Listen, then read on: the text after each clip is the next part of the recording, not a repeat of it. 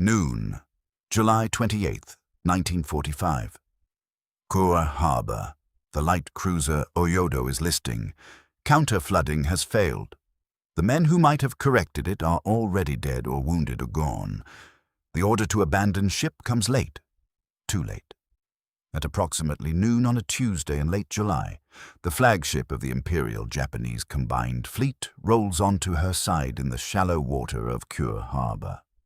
223 of her crew are killed in the attack or trapped in the capsizing. Another 180 are wounded.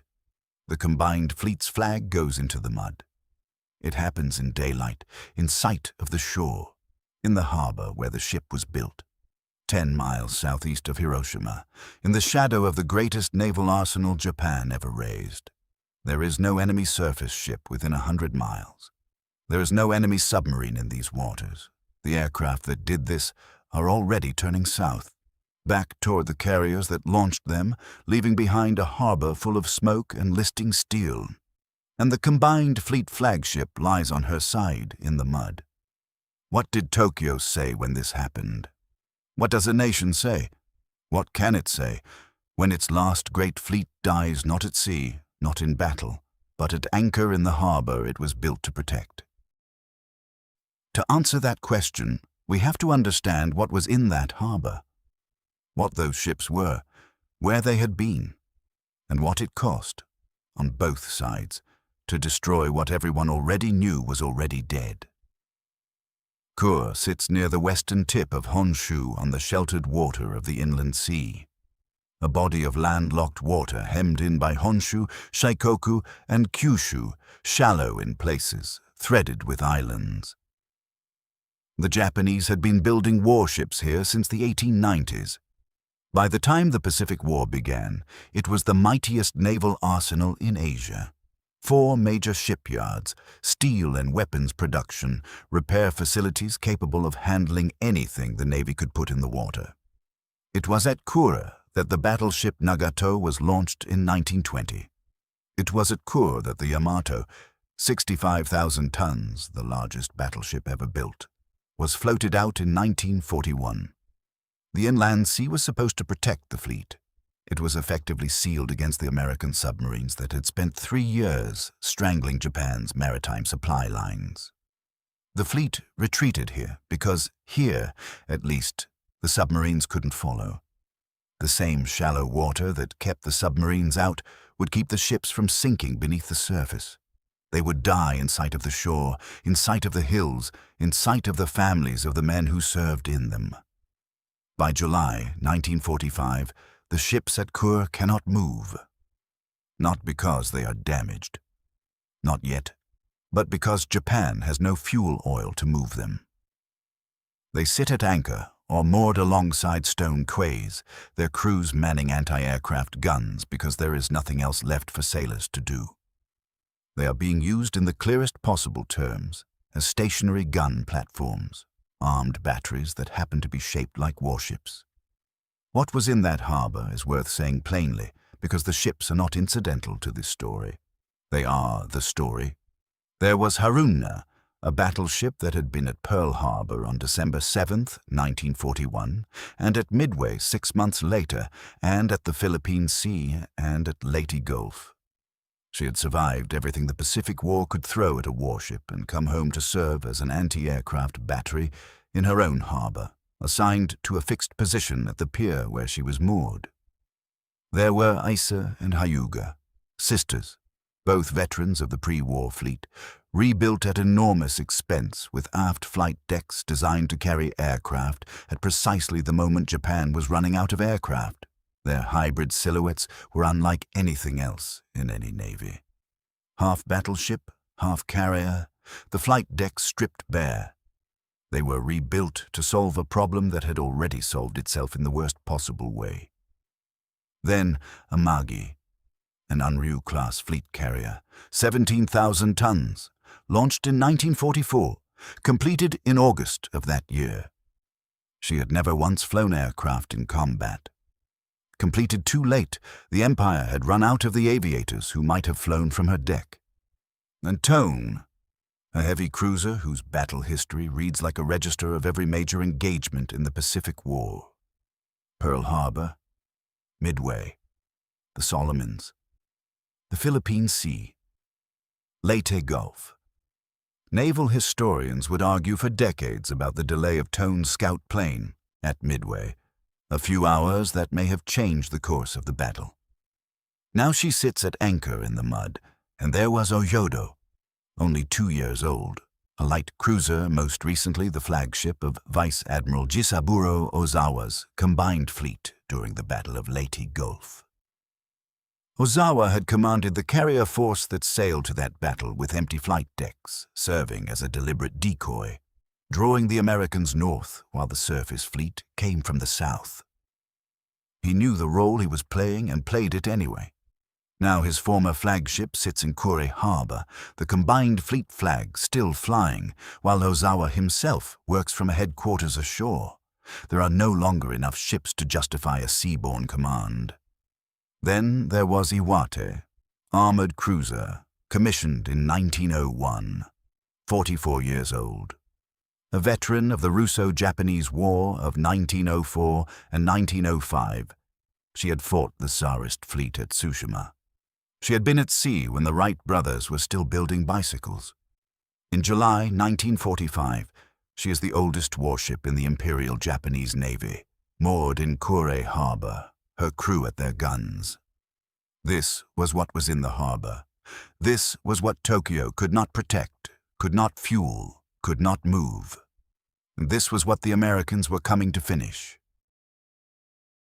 The decision to attack Kure was not unanimous. Fleet Admiral Chester Nimitz, calm, silver-haired, a man his peers found reassuring and his subordinates found quietly formidable, wanted the fleet destroyed. His reasoning was not emotional.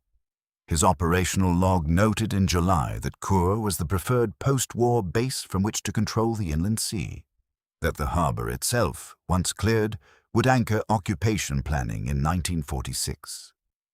The July 1945 tactical strikes were already being shaped by calculations about the following year. Nimitz ordered the attack. The order reflected cold, forward logic. The man who would carry it out was Admiral William F. Halsey, commander of the Third Fleet, 62 years old, stocky and broad-shouldered, with a face deeply lined by decades at sea and eyebrows that seemed to conduct their own argument. America called him Bull. He called that the product of a drunken correspondent. He had been in the Pacific since the beginning, and by the summer of 1945, his reputation was carrying weight it had not asked for.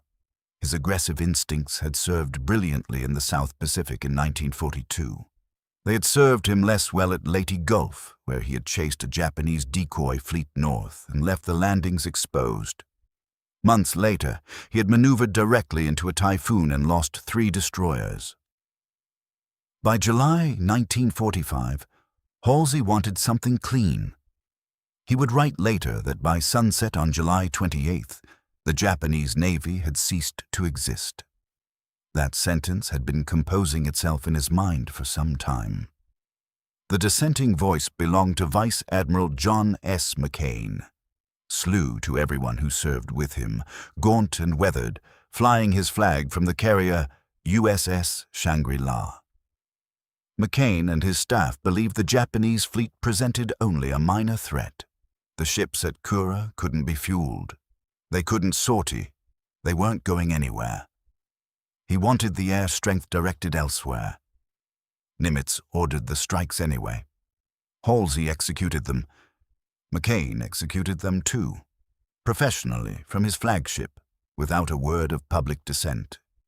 Every American aviator who died at Kure in the 4 days that followed died within the shadow of that argument. 4:40 in the morning. July 24th, 1945. Task Force 38's carriers begin launching into the pre-dawn darkness of the inland sea. Red deck lights, aircraft engines turning over, the first of 1,363 sorties rising from flight decks that stretch across miles of ocean. 3 days earlier, those carriers had conducted what was likely the largest replenishment at sea operation in history. More than 100 ships receiving nearly 400,000 barrels of fuel oil, 6,000 tons of ammunition, hundreds of replacement aircraft and personnel. The Americans have fuel. The Japanese ships in Kure harbor have none. The aircraft arrive over Kure at daybreak. The harbor comes into view through the morning haze. The inland sea below, gray-green and still, the hills of Hiroshima Prefecture visible in the distance. Dozens of warships at anchor, some camouflaged with nets against the cliffs, some moored alongside stone quays. All still. Then the guns open up. Kure Harbor in July 1945 is the greatest concentration of anti-aircraft fire on Earth. 160 large-caliber weapons, hundreds more of smaller caliber. Shore batteries, ship-mounted guns, all of them manned by crews who have nothing else to do but stand at their stations and shoot. The gunners know the approach vectors. They know the altitudes. The sky above the harbor fills with what pilots will later describe as colored blossoms. The proximity bursts of different anti-aircraft batteries, each color-coded so the Japanese can measure their targeting. American pilots dive through this. Their planners have loaded Avengers with 2,000-pound bombs for maximum hull effect and equipped other aircraft with radar proximity-fused weapons to suppress the gun crews, steel shards spreading wide with each overhead burst. The tactics keep the losses from being catastrophic. They do not prevent losses. Iwate is one of the first ships to go. 3 bombs fall near her. Near, not on her. The pressure waves from the near misses open her old seams, and the oldest warship in the Imperial Japanese Navy fills and sinks. She is never struck directly. Not one bomb touches her hull. At 44 years old, she is killed by the shockwave of weapons that missed. The fleet carrier Amagi is struck and begins to burn. The light cruiser Oyodo, the flagship, takes 5 bomb hits, one of which starts a fire that will take 2 days to extinguish. She is still afloat by evening, still fighting back. The battleship Ise takes 60 aircraft in 2 strikes, loses her captain on the bridge, absorbs hits on the bow, the flight deck, the turrets, and all across the harbor, the gun crews keep firing. The American price on July 24th, 30 aircraft, 21 men killed or missing. July 25th. The strikes resume in adverse weather. The hybrid battleship carriers Hyuga and Ise are hit again, their aft flight decks, rebuilt to carry aircraft Japan no longer has, bombed by the naval aviation that made those same decks redundant, absorbing more hits. By nightfall, the fleet in Kure harbor is damaged, burning in places, and not yet finished. Then, on July 26th, the strikes pause. Into that pause comes the Potsdam Declaration. The United States, Britain, and China issue their ultimatum. Japan must surrender unconditionally or face prompt and utter destruction. The fleet is dying at anchor. The cities are burning from B-29 incendiary raids.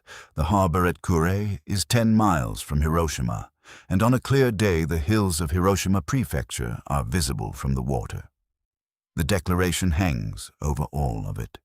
Japan's public response is rejection. The war continues. In Tokyo's ministries, the Supreme Council for the direction of the war, the Big Six, is not united. The emperor and a small circle of advisors favor a negotiated peace. Much of the imperial army's leadership vows to fight to the end on the beaches of Kyushu, and exhausted diplomats are drafting telegrams to Moscow, to the Soviet Union, still officially neutral, asking the Soviets to mediate better terms. Japan wants to preserve the emperor, preserve enough structure to maintain order, and exit the war before the home islands are invaded. The Soviets, it is believed in Tokyo, can be the path to this outcome. What Tokyo's diplomats do not know is that the Soviet Union has already committed, in secret agreements made at Tehran and Yalta, to entering the Pacific War within 3 months of Germany's defeat. Germany surrendered in May. The calendar is running. The mediator Tokyo is counting on is not loading diplomatic cables. It is loading rifles. The telegrams to Moscow are being composed in a reality that no longer exists. And while the fleet burns in Kure harbor, Japan is carefully preserving something else. Throughout these 4 days of strikes, the vast majority of Japan's remaining aircraft do not appear over Kure. The defenders on the ships have their guns and their courage. They do not have air cover. Japan is deliberately withholding thousands of aircraft, including thousands of trained kamikaze pilots, conserving them for Operation Downfall, the projected Allied invasion of Kyushu planned for November 1945. The sailors dying at their anti-aircraft guns are being left exposed by a strategic decision to hold those aircraft for a battle that has not yet happened. That battle will never happen. But in July 1945, no one on either side knows that yet. July 28th, 1945. 4:43 in the morning, Task Force 38 launches 1,602 sorties, 605 tons of bombs, 2,050 rockets, the largest single day of the operation, directed at a fleet that is already grievously wounded. Aviators from Shangri-La and WASP concentrate on Haruna, the battleship that survived Pearl Harbor, Midway, the Philippine Sea, Leyte Gulf, all of it, and bomb her more heavily than any Japanese battleship has been bombed before. She is holed on her port side, takes on water, and sinks against the pier she is moored to. 65 of her 1,360 crew are killed. Haruna had crossed the Pacific. She had fought on every front the war produced. She sinks in her home port, in sight of the city where she was built. At noon, Oyodo rolls over. She has taken 4 more direct hits since morning, plus near misses that rupture her hull plating. The list worsens. Counter-flooding fails. The commanding officer orders abandon ship. Too late. The combined fleet flagship rolls onto her side in the shallow water and does not come back up. 223 of her crew are killed or trapped. The flag goes into the mud. Ozawa, ashore at his headquarters, because there are no longer enough ships to require a seaborne command, learns what has happened to his former flagship. Elsewhere in the harbor, the carrier Katsuragi is struck by a bomb that blows out 20 feet of her port hull and 30 feet of her flight deck. The Isa is hit again and again. Then a different kind of episode arrives, one that the Army Air Force's own official historians would later describe as understandable only as competition with the Third Fleet. 7th Air Force B-24s from Okinawa fly a series of raids on Kure throughout the day. They hit one ship. The ship they hit is already on the bottom. 2 of the B-24s are shot down by anti-aircraft guns positioned to defend vessels that no longer exist. 8 more are damaged. The guns in Kure harbor make no distinction between Army and Navy aviation. The British Pacific Fleet, which has been fighting alongside the Americans throughout 1945, whose armored carriers have absorbed kamikaze strikes that would have destroyed American flat tops, whose crews have died in these same waters, is not at Kure on July 28th. The British were sent to bomb airfields in the port of Osaka. They were kept away from Kure deliberately, so that the United States could claim sole credit for destroying the Imperial Japanese Navy. The accounting of victory is being calculated while men are still dying. When the final accounting is done, the figures are these. Across the 4 days of strikes, 102 American aircrew are killed. 133 aircraft are lost. An aircraft metalsmith working on the hangar deck stops counting flak holes in a single returned aircraft at 50. 170 Navy Crosses are awarded, 5 of them posthumously. The losses exceed those of the 3-day Battle of Midway. More American aircrew dead, more aircraft lost, paid to destroy ships that could not be fueled, could not move, could not sortie, and would never fight again. John McCain had said so. He was overruled. So what did Tokyo say? Publicly. Resolve. The doctrine of the last decisive battle is not disturbed by the fleet's destruction. The army has been arguing for months that Japan's salvation will come on the beaches of Kyushu, not at sea. That the Navy was never the centerpiece of the final defensive plan. The fleet's death merely confirms what the army already believed. The official position absorbs the loss without visible flinching. In March 1945, when briefed on the expected battle for Okinawa, the Emperor had listened to the military's plans: air attacks, kamikaze tactics, infantry defenses, and then asked a single question. But what about the Navy? By the end of July 1945, there is no Navy left to ask about. Privately, the Big Six is breaking apart. Secret assessments circulate in the highest government circles. Japan cannot survive another year. The home islands will be invaded before the end of 1945 if the war continues. And the diplomats keep writing to Moscow. The telegrams keep going. The Soviets keep not answering in the way Tokyo needs them to answer. On August 6, 1945, 9 days after the last ship sinks at Kure, a single bomb destroys Hiroshima. 3 days. Later, Nagasaki. The same day, the Soviet Union declares war on Japan. The mediator Tokyo has been waiting for arrives with 14 armies and over 1 million men crossing the Manchurian border. The destruction of the fleet at Kure now means something additional. With the Imperial Japanese Navy gone, the Soviet Pacific Fleet can operate in the Sea of Japan without fear of interdiction. The ships that died at anchor in July helped open that door. Japan had been writing to Moscow for salvation, and what Moscow sent was soldiers. On August 15th, the Emperor speaks on the radio for the first time in his reign. "The war is ending," he says. His voice had never been broadcast before. The language he uses does not say surrender. It does not have to. The formal ceremony is September 2nd, 1945, aboard USS Missouri, in Tokyo Bay.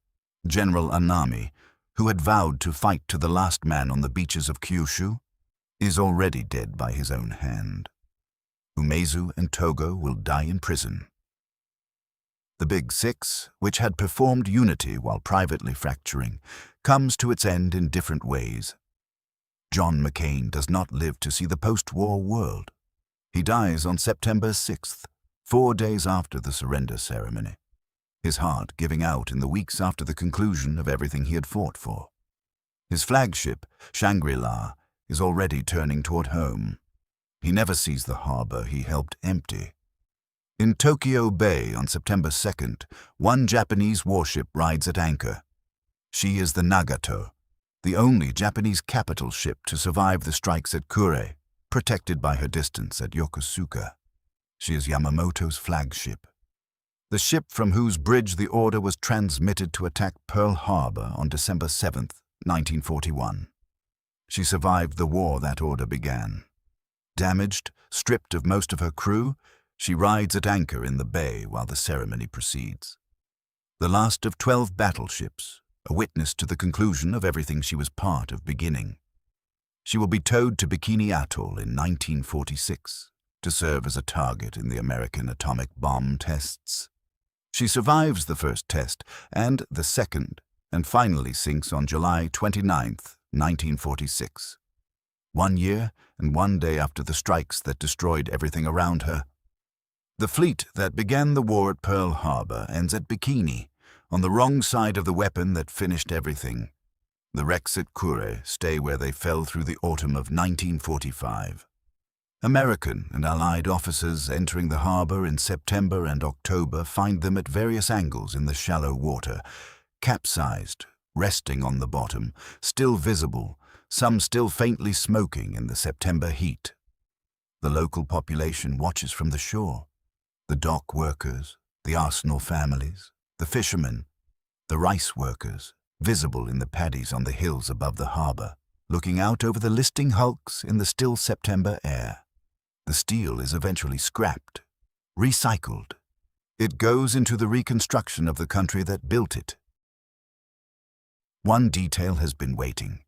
Kantaro Suzuki, Admiral Suzuki, Prime Minister of Japan, the man whose name went on the surrender of his nation, was in 1918 a naval captain.